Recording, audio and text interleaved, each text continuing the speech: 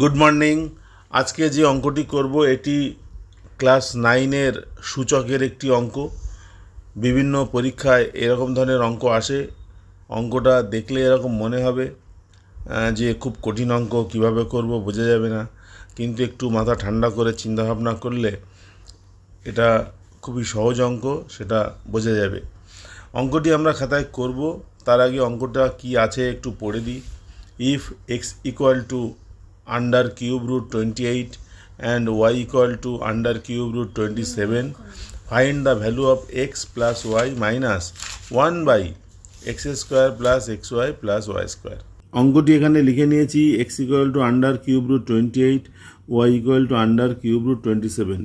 এখানে আরেকবার লিখি x equal to under cube root 28, অতএব যদি উভয় দিক কিউব করি তাহলে এক্স কিউব ইকুয়াল টু 28 এবং Y equal to under cube root 27।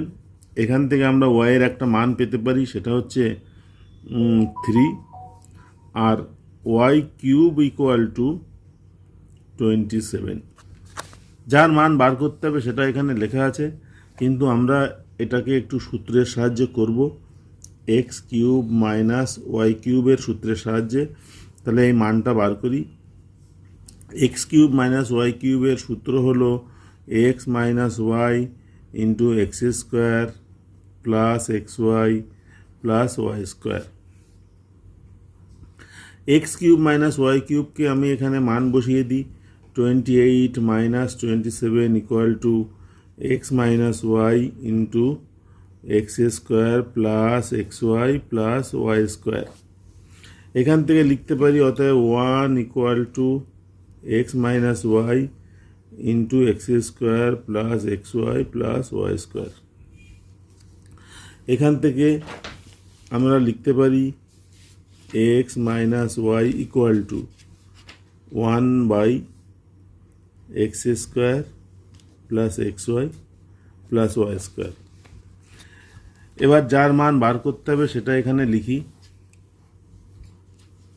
X plus Y minus 1 by X square plus X Y plus Y square. এই মানটা আমরা একটু আগে পেয়েছি। তাহলে এখানে আমি লিখি X plus Y minus 1 by X square plus X Y plus Y square, মান হচ্ছে এক্স মাইনাস ওয়াই। তাহলে এটাকে সরল করলে হবে x plus Y minus x plus y. এখানে মাইনাস এক্স প্লাস এক্স কাটা থাকলো 2y, আর আমাদের ওয়াইয়ের মান দেওয়া আছে, ওয়াইয়ের মান হচ্ছে 3। সেই মানটা এখানে বসাই, 3 ইন্টু 2 তার মানে 6।